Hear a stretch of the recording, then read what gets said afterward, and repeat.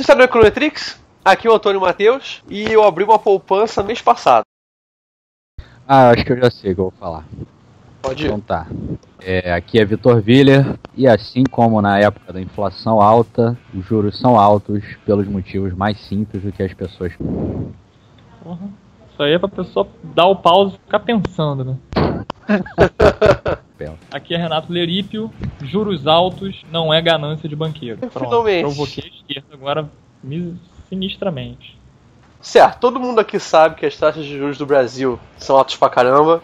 Esse é o assunto aqui de hoje, principalmente em relação a outros países. E o ponto que a gente quer saber é por que é tão alto isso aqui no Brasil. Na verdade, essa é a gente pode dizer que é a pergunta de R$1 milhão da teoria monetária no Brasil, né? Não sei se o Vitor vai concordar comigo, mas ao longo aí de pelo menos uns 15, 20 anos aí, não foram poucas as tentativas de alguns brilhantes economistas, né, diga-se de passagem, tentar explicar essa anomalia brasileira, né? Ou seja, essa elevada taxa de juros do Brasil, principalmente se comparado aí em termos internacionais, né? Hoje a gente sabe que as taxas de juros ao redor do mundo estão extraordinariamente baixas, né, por conta da crise e tal, tentativas de estimular a economia. Mas mesmo antes da crise, o diferencial nas taxas de juros praticadas no Brasil e no resto do mundo já eram consideráveis, né? Inclusive em países nem tão desenvolvidos, países emergentes como o Brasil, a maioria deles tinham taxas de juros bem mais baixas que a nossa. E essa é uma coisa complicada, né? Muita gente boa tentou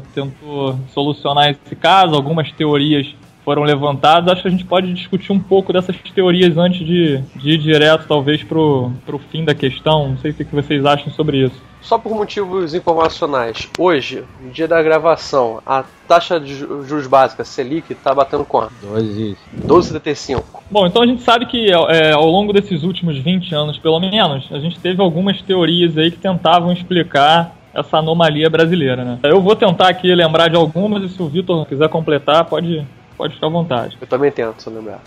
Você também, Antônio. Isso vale pra todo mundo. A primeira teoria que eu lembro aqui foi a levantada pelo Blanchard, né? Que ele falava de dominância fiscal. O que seria isso? Bom, seria uma espécie de armadilha a qual nós estaríamos presos pelo seguinte fato. A gente tem uma dívida pública que é grande, né? E para poder financiar essa dívida pública elevada, a gente precisava elevar juros, colocar juros mais altos para poder conseguir o capital para financiar essa dívida. Só que ao elevar juros, a gente acabava aumentando também a própria dívida. Então acabava caindo numa circularidade, né? Onde o aumento dos juros aumentava a dívida e o aumento da dívida aumentava os juros. Então a gente acabaria numa situação perversa aí, onde os juros eram altos porque a dívida era alta e a dívida era alta porque os juros eram altos, né? E aí isso acabava levando a uma consideração que depois, salvo engano, foi o André Lara Rezende, o Baixa e acho que o Pércio Arida levantaram a questão do equilíbrio múltiplo, né? Que nesse caso haveriam, vamos chamar assim, dois equilíbrios, um equilíbrio mau e um equilíbrio bom, vamos dizer assim. A gente estaria preso no equilíbrio mau, ou seja, a gente estaria preso numa taxa de juros elevada, que não precisaria ser a taxa vigente. A gente poderia estar se deslocando para uma taxa de juros mais baixa, seria compatível com o equilíbrio interno da economia brasileira, que seria, na verdade, não seria aquele nível ruim que a gente estava. Então a gente teria dois níveis ali, né? Um mau e um bom, ambos compatíveis com o equilíbrio, mas a gente estaria preso a esse equilíbrio mau. Então talvez seria uma questão de a gente achar qual seria essa taxa mais baixa de equilíbrio e se deslocar para ela. Quer dizer, isso em termos de consideração teórica parece até de repente plausível, mas em termos práticos, normativos, isso é um problema enorme, né? Que taxa seria essa? Como chegar até ela? Se existe convergência para ela ou não? Enfim, isso aí em termos práticos é muito complicado. Teve também uma outra hipótese também que eu lembro aqui, que era da incerteza jurisdicional, né? O nome é um pouco pesado, mas a ideia básica era que, bom, a gente teria no Brasil um certo viés pró-devedor, né? No seguinte sentido, a nossa estrutura jurídica ela não amparava muito bem os credores da nossa economia, né? A gente já teve diversos episódios de calote, de default, né, de reestruturações de dívida. Para quem é credor, recuperar a dívida inadimplente seria muito difícil, então isso criaria uma certa barreira, uma barreira para os empréstimos serem mais baratos, né? Então a taxa de juros acabaria incorporando um pouco dessa incerteza da jurisdição, que seria mais alta em decorrência disso, né? Seria um prêmio de risco dado a incerteza jurídica dos empréstimos. Então isso seria um fator também a militar aí no sentido de provocar uma taxa de juros mais elevada. Um terceiro fator que, enfim, sempre teve presente, eu acho, nessa discussão, foram as questões fiscais, né?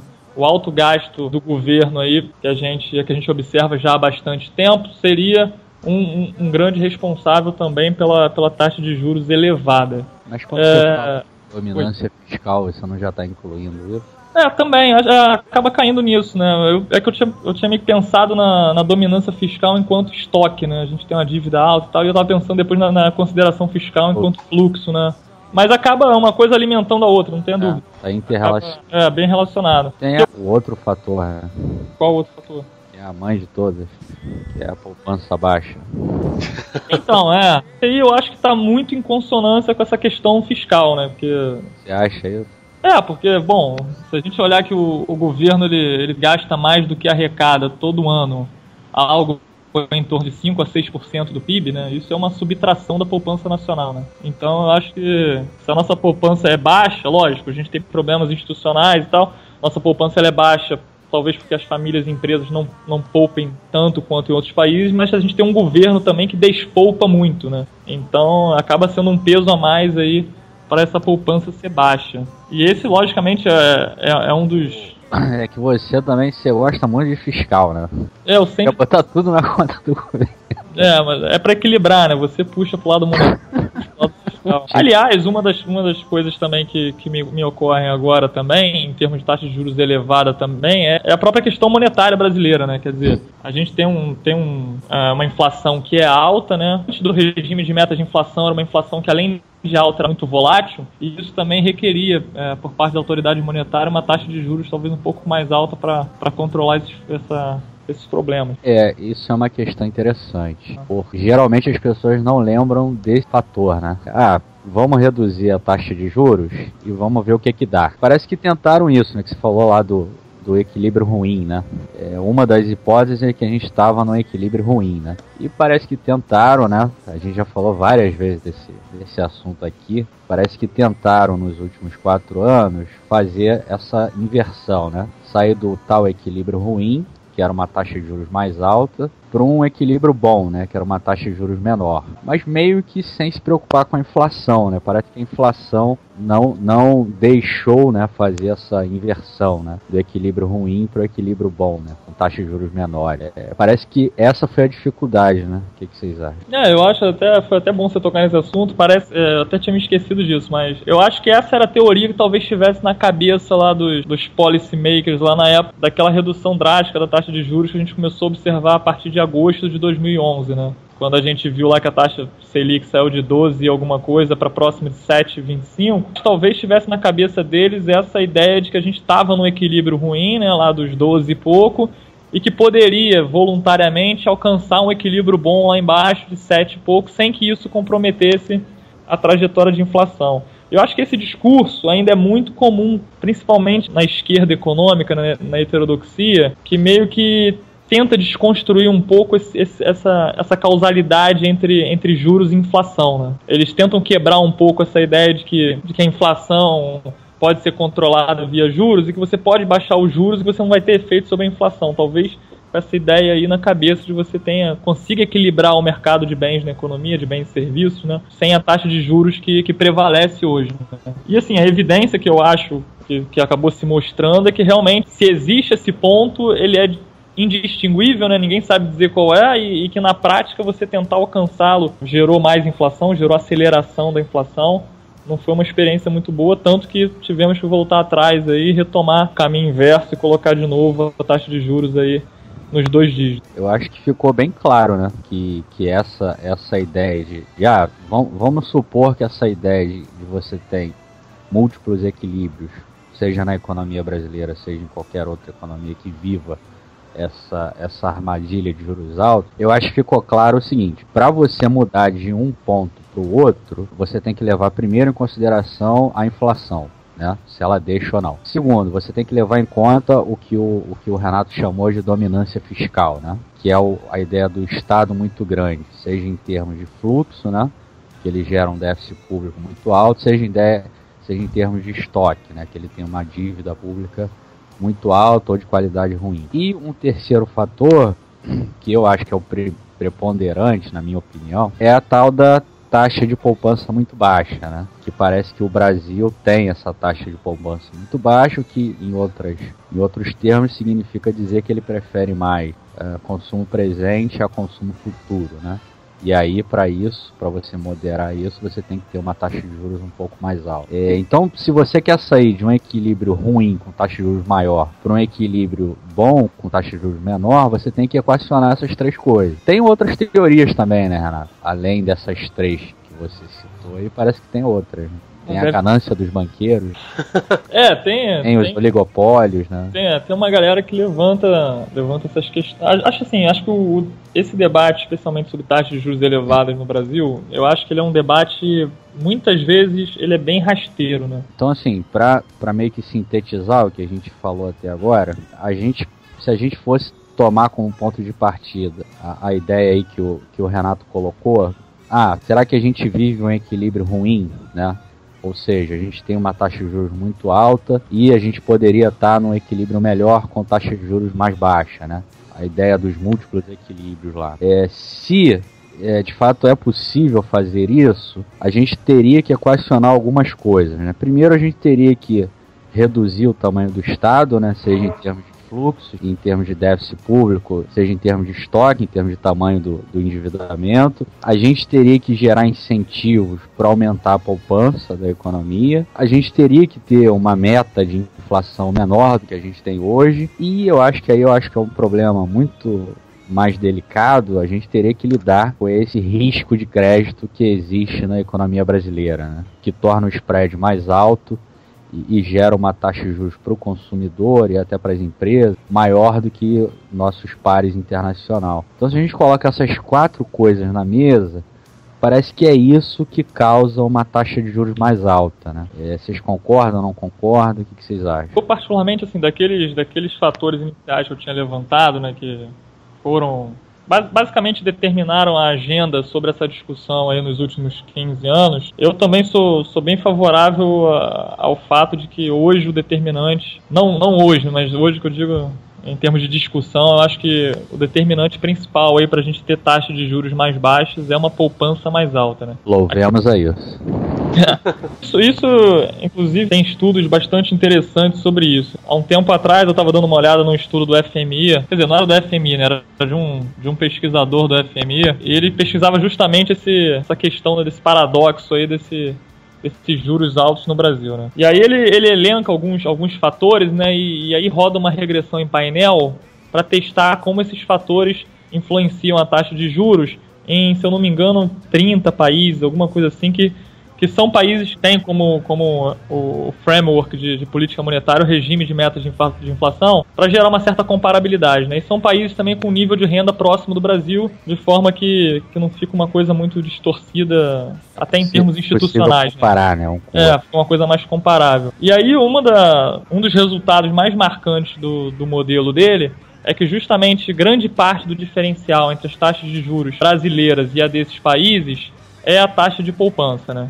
Então, quer dizer, segundo o modelo dele lá, a taxa de poupança seria aí um dos maiores fatores a explicar esse diferencial. Inclusive, segundo previsões do modelo dele lá, se a gente aumentasse nossa taxa de poupança aí para níveis próximos, só para contextualizar, o Brasil poupa aí uma média de 16% do PIB, né? Mais ou menos isso, historicamente, nos últimos 10, 15 anos, sei lá. Se a gente conseguisse elevar essa taxa de poupança para níveis próximos, por exemplo, a 22%, que seria o que o México pratica, a gente teria taxas de juros reais, isso é descontada da expectativa de inflação, em torno de 2 pontos percentuais abaixo, né, do que a gente vê hoje. Isso, assim, trocando em miúdos, assim, seria dizer que a nossa taxa Selic, né, essa que a gente costuma ver na televisão, aí basicamente seria metade do que é, né? Quer dizer, Então, é uma coisa bastante significativa, né? E é onde parece ter espaço para a gente conseguir avançar. O engraçado também que o estudo dele, ele faz uma distinção entre poupança pública e privada, né? E ele mostra lá que o coeficiente da poupança pública, ele em geral é maior do que o da poupança privada. Quer dizer, um aumento da poupança pública teria um efeito de reduzir a taxa de juros real maior do que um aumento da poupança privada. Então, nesse sentido, acaba corroborando um pouco aquilo que a gente vinha falando, né? Quer dizer, a poupança parece ser o caminho aí para a gente caminhar para taxas de juros mais civilizadas, sobretudo a poupança pública, né? É interessante isso aí porque parece que a poupança pública ela atua por vários canais, né? Ela diminui o risco país, né? Ela gera efeitos sobre reduz a tal da dominância fiscal que você falou e até reduz a inflação, né? A pressão inflacionária na economia. Ou seja, ela atua por vários canais que a poupança privada não atuaria. Seria isso? Ele não chega a dissecar os canais de transmissão da poupança, especialmente da poupança pública, para a taxa de juros, mas não há dúvida de que é bem por aí, né? Por exemplo, nossa dívida pública hoje, ela se comparada a países com o mesmo grau de desenvolvimento do Brasil, é uma poupança, é uma dívida elevada, né? A gente está aí acima de 60% do PIB de dívida pública. Parece que é a mais elevada, né, entre os emergentes. Entre os emergentes talvez seja uma das mais elevadas. Então isso é um fator de risco, né? A gente sabe que na hora de avaliar aí para onde os capitais vão se mover, existe um prêmio de risco associado a países com dívida pública mais elevada, então isso é um canal. Isso do lado interno também, né? Com o governo gastando mais do que arrecada, pressiona a demanda interna, né? Então, quer dizer, tem uma pressão inflacionária também. Então, assim, eu particularmente eu acho que a poupança hoje, sobretudo a poupança pública, né? Talvez é a variável macro mais importante para a gente alcançar tanto o equilíbrio interno quanto o equilíbrio externo da nossa economia. Enfim, o Vitor tinha falado antes sobre essas ideias que muitas vezes são levantadas não só pelo público, assim, mas... Quer dizer que não tem nada a ver com a ganância dos banqueiros? Você tá me dizendo é isso, né, Renato? Vitor sempre consegue um jeitinho de cornetar. mas isso é engraçado, assim, eu particularmente acho... Quer dizer, não é engraçado, né? Mas é curioso. É curioso que isso não é uma coisa que fica restrita somente à população de forma geral, né? Se você olhar no meio acadêmico, assim, tem muito economista que realmente coloca, assim, que os juros são altos no Brasil porque os banqueiros são gananciosos, aí cobram mais nos empréstimos, ou então porque o presidente do Banco Central, ou o Banco Central de uma forma geral, ele está em conluio com esses banqueiros, então aumenta os juros para poder dar mais lucro para esses banqueiros que aplicam em dívida pública, etc. Isso aí eu nunca ouvi economista falando isso. Tem uns economistas que às vezes falam isso, cara. Caçar o diploma desse pessoal. E aí sim, e é engraçado porque eu acho que a primeira coisa que eu penso quando eu ouço falar coisas desse tipo é o seguinte: banqueiro só é ganancioso no Brasil, né? Quer dizer, no resto do mundo o banqueiro é uma figura benevolente, empresta o dinheiro a juros baixos e não quer lucros extraordinários, não quer nada. Então por aí eu acho que tem alguma coisa estranha nesse argumento.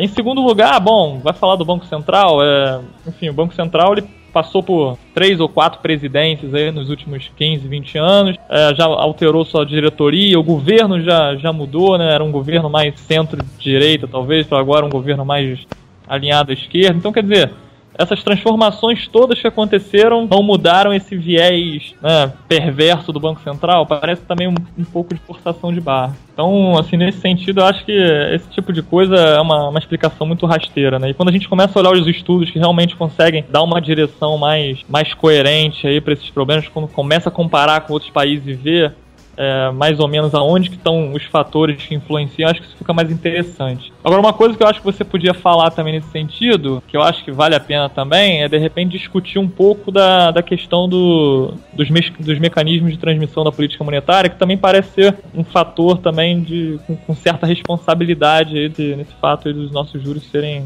mais altos. Ou você acha que não tem nada a ver? Canais de transmissão... sim. Crédito, por exemplo. A gente tem alguns canais de transmissão por onde uma decisão de política monetária afeta a taxa de inflação. Você tem o preço dos ativos, né? Ativos financeiros, você tem a relação crédito-PIB da economia, você tem as expectativas de inflação, né? Você tem o câmbio, que também é outro canal de transmissão bastante importante, por onde a política monetária afeta a inflação. E, bom, a gente tem alguns mecanismos aí por onde a política monetária, né, a mudança lá no instrumento de política monetária, principalmente a taxa de juros, né? Essas mudanças de taxa de juros afetam a taxa de inflação. Seriam basicamente 5 mecanismos, né? Você tem a estrutura a termo da taxa de juros, né? Que uma mudança na taxa de juros de curto prazo afeta taxas de juros mais longas, isso vai afetar consumo, investimento, que vai afetar a demanda, vai afetar a inflação. Você tem o preço dos ativos, né, ativos financeiros, a mudança na taxa de juros afeta esses preços, que também vai afetar a inflação. As expectativas dos agentes importam, né, em particular as expectativas de inflação, como a gente já falou várias vezes aqui nesse podcast. Eu sou um fanático por isso, tenho estudado isso há muito tempo. Afeta também a mudança na taxa de juros, afetam expectativas que afetam a inflação. A relação crédito-PIB, né, de uma economia, e por fim a taxa de câmbio. E aí o Renato colocou um ponto que me parece ser um ponto interessante, né, principalmente na relação crédito-PIB, né. Por quê? Porque o Brasil ele tem uma especificidade em relação a outros países, que aqui o mercado de crédito ele é dividido em crédito livre, né, e o crédito público, né, que é o crédito subsidiado, né. São os bancos públicos, principalmente o BNDES. A gente fez até um podcast exclusivo sobre o BNDES, o pessoal pode acessar aí no Econometrix. Tô fazendo até propaganda, viu? Um podcast polêmico, diga. Polêmico, mas bem interessante. Foi mais polêmico na UF mesmo. No resto do país não foi tão polêmico. No resto do mundo, né? No resto do mundo foi bem recebido. Foi bem recebido. Por isso que a UF é mais interessante. Que é o debate. E aí, dado que você tem um mercado de crédito segmentado, né, dividido em crédito livre e crédito subsidiado, me parece que isso daí afeta a potência da política monetária, né, reduz a potência, e pro Banco Central afetar o crédito livre, ele teria que aumentar a taxa de juros numa maior proporção do que aumentaria se não existisse esse crédito subsidiado, né, para conter demanda e conter inflação. É uma especificidade que nos últimos anos tornou-se mais evidente. Tem alguns autores que argumentam que, dado que a relação crédito-PIB aumentou, né, a relação mesmo no crédito livre aumentou, isso daí não faria muito sentido. E tem outros autores que de fato dizem que faz muito sentido, porque continua existindo essa divisão entre crédito público e crédito livre, crédito privado, e isso reduziria a potência. Seja qual for o argumento, o importante aqui é o seguinte: se esses mecanismos de transmissão, em algum momento da conjuntura, eles estão bloqueados, né, como nesse exemplo que eu dei do crédito, me parece que isso também dificulta a potência da política monetária, e isso faz com que o Banco Central tenha que manter uma taxa de juros maior do que seria necessária se esses mecanismos de transmissão estivessem completamente desafogados, completamente sem nenhum problema, né? A gente vê hoje, né, Renato, que as expectativas elas não variam, né? As expectativas para 2016, elas estão aí em 5,5, 5,6 já há um bom tempo, né? Elas não cedem mesmo com esse aumento de taxa de juros. Isso também é um bloqueio, né? Parece que tá um canal também bloqueado. Enfim, se você continua bloqueando esses mecanismos de transmissão, você vai ter que manter uma taxa de juros básica mais alta, com um spread, dado um spread qualquer, você também vai manter as taxas de juros para o consumidor e para as empresas mais altas também. Então isso aí explicaria também por que o Brasil tem taxas de juros mais altas. Mas eu ainda acho, né, eu acho que eu estou aqui com o Renato, eu ainda acho que a poupança é uma questão mais estrutural, né, para determinar o fato de a gente ter taxas de juros mais elevadas, e nesse aspecto a questão fiscal, a questão do Estado, o tamanho do Estado, né, me parece ser um fator determinante para a gente ter uma taxa de poupança mais baixa. Eu tendo a concordar com ele. O que é ruim, né, para o podcast. O legal seria que a gente discordasse. Para não ficar um podcast chapa branca aqui. Exatamente. Mas a gente deixa em aberto aí. Quem discordar da gente, né, tá convidado a participar. Como sempre. Como sempre, né? Como sempre. Vamos enfatizar isso, né? Pro pessoal não pegar no nosso pé. Mas quem pega no pé geralmente não escuta mesmo, então... Ah, tem esse detalhe. Interessante. Mas eu acho agora legal, de repente, a gente explicar aquilo que o Antônio tava falando, né? Aquela coisa da... Não, então, o que eu quero... Eu acho legal a gente propor aqui, a gente... Tá picotando, cara. O que eu queria propor é a gente criar aqui um modelinho simples e analisar o que acontece quando há um aumento na taxa de poupança. Como é que isso chega na taxa de juros? O que a gente falou aqui até agora é que a poupança, ou na verdade a baixa taxa de poupança da economia brasileira, sobretudo quando a gente compara internacionalmente, é um dos fatores que mais explicam aí as nossas altas taxas de juros, né? Existem estudos aí colocando dessa forma. E em paralelo a isso tem o que o Vitor colocou também, né? Alguns problemas aí de execução da política monetária, criando alguns entraves também ao controle da inflação com uma taxa de juros menor. E eu acho que o que cabe aqui talvez é basicamente explicar o que uma poupança maior, na verdade, traria de benefício no sentido de reduzir taxas de juros, né? Mas se a gente pensar numa perspectiva clássica, né?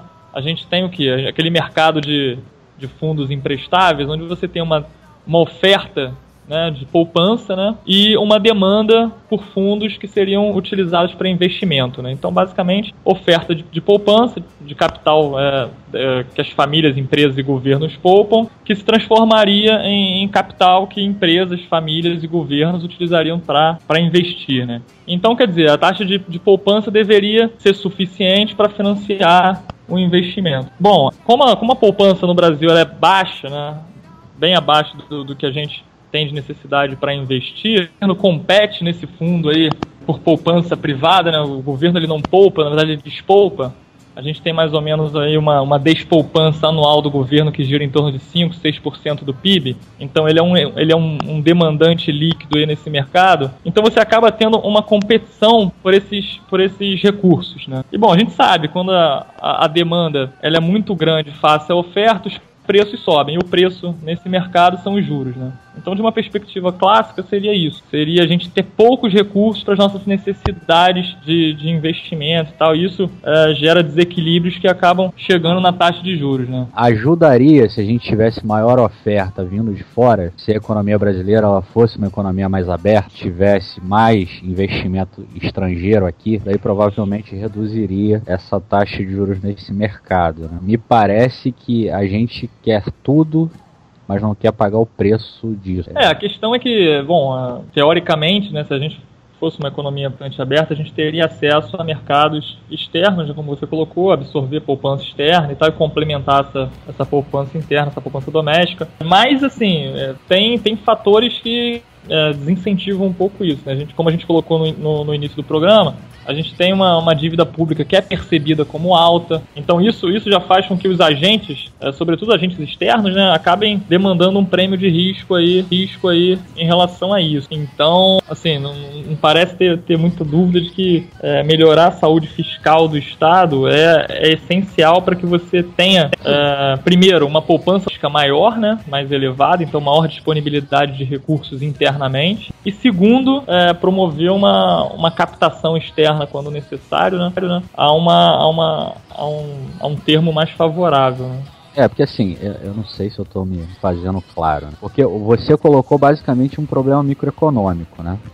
Porque o fato da gente ter uma poupança baixa, ele deriva de uma taxa de impaciência da sociedade brasileira, né? Vamos botar assim, o brasileiro médio, ele teria uma preferência por consumo presente a consumo futuro, né? E por causa disso a poupança seria baixa. Tudo bem, vamos porque isso, de fato isso é uma questão difícil de mudar, né? Pelo menos no curto prazo. Vamos conviver com isso? Vamos. Então vamos tentar reduzir a taxa de juros, aumentando a quantidade de oferta de capital aqui. E para isso a gente teria que abrir mais a economia, teria que tornar a moeda brasileira uma moeda mais conversível, né? Que fosse fácil de ser transacionada no resto do mundo. E aí você atrairia mais capital estrangeiro, né? Até porque se você tem baixa poupança, você vai ter déficit em conta corrente e você vai precisar ter superávit na conta capital, né, lá no balanço de pagamento. E aí eu coloquei o seguinte, parece que o Brasil não quer fazer nada das duas coisas. Ele não quer ter uma economia mais aberta, mas também não quer ter uma poupança doméstica mais alta, né, que exigiria uma mudança tanto do governo quanto das pessoas, né. Parece que é isso, né, Renato? Assim, quando a gente está falando de poupança, né, a gente tem que lembrar que a gente está falando de poupança famílias, firmas e governo, né. Eu não tenho certeza.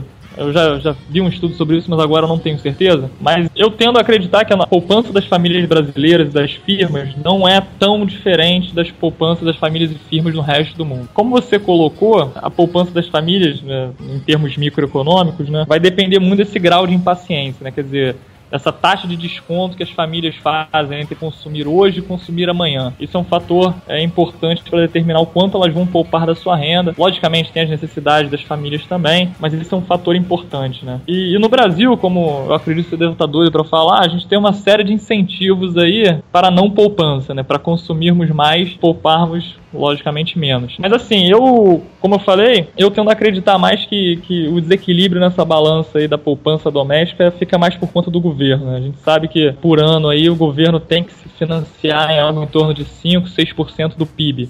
Ou seja, ele é um demandante nesse mercado de recursos escassos, né? Que acaba tornando esses recursos ainda mais escassos. Então, assim, eu não tenho muita dúvida de que boa parte aí desses juros altos sejam em virtude de você ter um demandante aí de um grande volume de recursos competindo com os recursos que seriam destinados aí a outros fins na nossa economia. Então, e também por me parecer que seja o caminho mais se não o mais fácil, mas talvez o mais factível, né? Quer dizer, como é que a gente vai pensar em remover ou alterar toda essa estrutura aí de desincentivo à poupança das famílias e talvez firmas, um pouco complicado, né? A gente sabe que são muitas coisas que estão envolvidas nisso. Ao passo que a poupança do governo talvez fosse uma coisa mais factível, embora não fácil de ser realizada, mas mais factível. Então eu acho que talvez o caminho mais promissor seja esse. Bom, eu não tenho os dados aqui agora, mas eu já vi alguns estudos sobre isso. Sei lá, tanto a poupança privada quanto a poupança pública, ela é bem menor do que outros países, né? Talvez o que você esteja falando, que você citou esse estudo FMI, lá nesse estudo ele fala que o coeficiente da poupança pública tem maior impacto do que da poupança privada, né? Parece que esse coeficiente seria maior, né? E aí talvez seria mais interessante a gente aumentar a poupança pública, porque dado que a gente falou aqui de vários canais de transmissão, teria mais efeito para reduzir taxa de juros. Talvez seja isso, mas enfim, teria que consultar os dados para ver melhor, para situar melhor essa questão. Eu queria colocar um dado mais interessante, que eu acho que seria mais interessante, que é o quê? Que assim, eu já recebi muitas perguntas, o Brasil e os Estados Unidos, por exemplo, eles têm uma taxa de consumo das famílias em relação ao PIB muito parecida, né? Muito próximas entre si. O Brasil, o consumo hoje está na casa de 62%, 63% do PIB, e os Estados Unidos não é muito diferente disso, enquanto que o Brasil tem uma taxa de juros muito superior aos Estados Unidos, né? Ou seja, parece que a poupança para essas pessoas não seria um fator determinante. O que acontece quando eu coloquei aqui é o seguinte: os Estados Unidos eles têm uma moeda de reserva internacional que é o dólar, né? Ou seja, eles atraem capital do mundo todo para lá. Da outra parte, o Brasil tem um real, ele é muito pouco conversível, né? É muito difícil você trocar reais por outras moedas, né? E isso torna a atratividade da moeda brasileira muito diferente da atratividade da moeda americana. Ou seja, os Estados Unidos podem ter uma taxa de juros menor, mesmo com a taxa de poupança baixa, porque eles têm uma moeda de reserva internacional. Por outro lado, o Brasil não tem essa moeda de reserva internacional e tem uma poupança baixa, além dos outros problemas que a gente citou aqui, principalmente o lado fiscal e o lado do risco de crédito. Então, assim, tem que ter cuidado nessas comparações, né? Eu acho que é bem interessante a gente ter muito cuidado quanto a isso. Eu acho que talvez um exemplo que esclareça, talvez até de forma mais evidente, né, isso que você está falando, é o próprio caso da introdução do euro, né, na Europa. A gente sabe que, por exemplo, antes da introdução do euro, aqueles países periféricos lá como Portugal, Espanha, Grécia, eles se financiavam, né? Ou seja, a taxa de juros praticada nesses países era de uma ordem bem mais elevada, não bem mais elevada que em relação ao Brasil, mas quando o euro foi introduzido, essas taxas de juros caíram de forma bastante Convergiram sensível, né? Convergiram, né? exatamente. Então, quer dizer, pra gente ver que essa questão de ter uma moeda conversível e aí ter um acesso a um mercado de capitais de forma quase infinitamente elástica aí, é um fator que, sim, é bastante importante na determinação dessas taxas de juros também. Isso me parece que é até uma discussão que tá tendo muito lá no IBRE, né, da FGV, com o Júlio Serra, que ele fala exatamente isso, né? Você tem uma China, uma Índia, Ásia, de modo geral, com uma taxa de poupança muito elevada, que financiou basicamente os países que tinham moedas conversíveis, né? Principalmente os Estados Unidos. E a gente tem dificuldade, né, para ter acesso a esse capital, porque a gente não liberalizou, né, a nossa conta de capital totalmente e não tem uma moeda conversível, né? Então o Brasil quer ter taxa de poupança baixa, não quer ter uma economia aberta, vai ter que conviver com taxa de juros mais alta, não tem jeito, é o resíduo, né? Para o modelo fechado, você tem que ter alguma coisa que sirva como resíduo, e esse resíduo é a taxa de juros alta. Mas tem outras discussões mais micros que a gente não falou muito aqui, eu acho que isso aí poderia ser uma discussão para quem se interessar, né, que a gente ficou mais na parte macro. Por exemplo, por que o spread no Brasil é mais alto? A gente poderia entrar nessa seara. A gente não entrou aqui. Porque será que o mercado bancário no Brasil é mais concentrado do que outros países? Tem umas teorias meio malucas aí sobre isso. Eu não quero entrar nessa seara, não. Essa é uma discussão também que eu não tenho muita contribuição pra fazer, não. Eu não estudo economia bancária. Mas tem uma galera que sei lá, pode estar pensando nisso agora. Se quiser entrar no debate, conhecer mais do que a gente, porque aqui ninguém tem muita afinidade com esse assunto. Se alguém quiser, pode até trocar uma ideia com a gente aí. E é isso aí.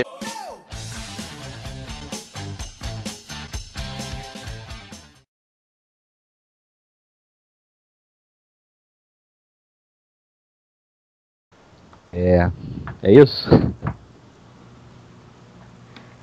Chegou no ponto, estou falando de temas que vocês desconhecem, então pra mim eu acho que é isso aí.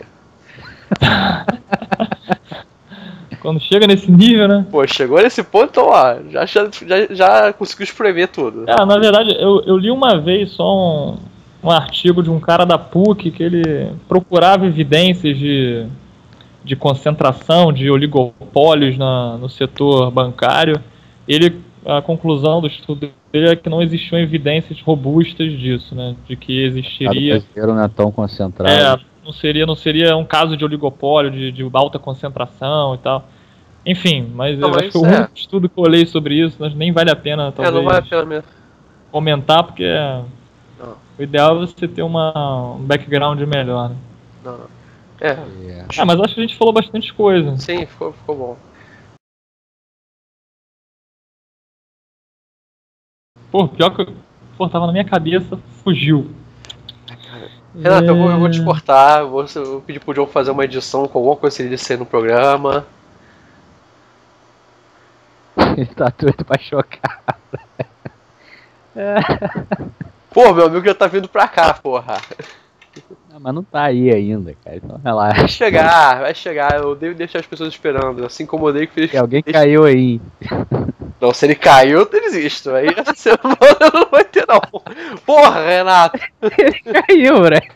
Calma aí, cara. Ô, John, sou só eu que penso em você, cara. A galera tá se lixando aí pro trabalho que você tá tendo. Não, cara, tu tá pensando no teu jogo, porra. Não, você tá achando que o ser humano é um ser egoísta, eu não faço parte disso. Eu penso sempre nos outros. Você tem que ler menos PEC, cara. Estudar mais economia.